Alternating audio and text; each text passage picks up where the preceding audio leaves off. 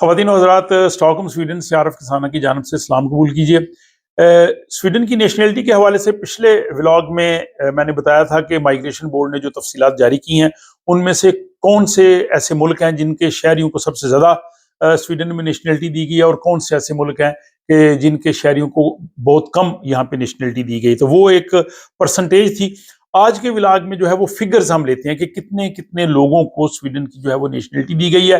तो सबसे ज्यादा जो स्वीडन की नेशनलिटी 2024 में यानी 1 जनवरी से लेके 2 दिसंबर तक यानी इस साल के 11 महीनों में सबसे ज्यादा जिनको स्वीडन में शहरी नेशनलिटी मिली है उनका ताल्लुक जो है वो सीरिया से है, शाम से है। 7,145 लोग हैं। दूसरे नंबर पे अफगानिस्तान है, 5,741। तीसरे नंबर पे इरिट्रिया है, 4,764 यानी 4,764। इसके बाद चौथे नंबर पे सोमालिया है, 2,387।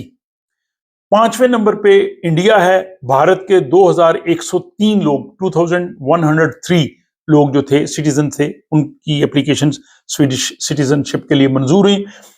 छठे नंबर पे इराक है, इराक की 2,064। उसके बाद 7वें नंबर पे पोलैंड है, पोलैंड की 2020। और उसके बाद जनाब 8वें नंबर पे स्टेटलेस हैं, वो लोग जिनका कोई मुल्क नहीं होता या पासपोर्ट जिनके पास नहीं होता, वो अभी काफी बड़ी तादाद है, वो 1,323 है। और 9 जो है वो उन्होंने अननोन लिखा है, वो भी यानी नेशनलिटी क्लियर नहीं है, वो 1,099 है।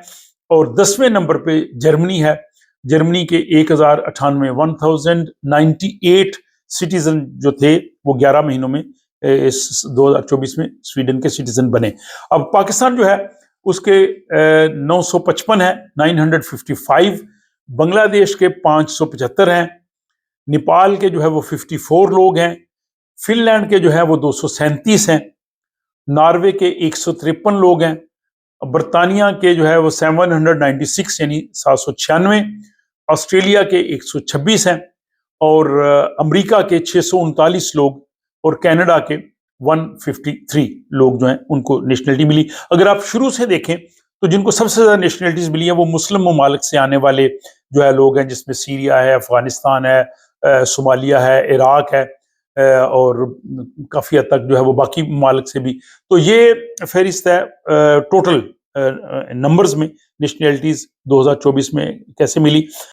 अब अगले व्लॉग में हम बात करेंगे कि अगर किसी वजह से किसी की नेशनलिटी की एप्लीकेशन रिजेक्ट हो जाए तो उसको क्या करना चाहिए, अपील का क्या तरीका कार है, क्या उसको अपील करनी चाहिए या उसको नई दरखास्त देनी चाहिए। तो तब तक के लिए मुझे इजाजत दीजिए और आज के इस व्लॉग में अपनी राय का इजहार करना ना भूलिएगा।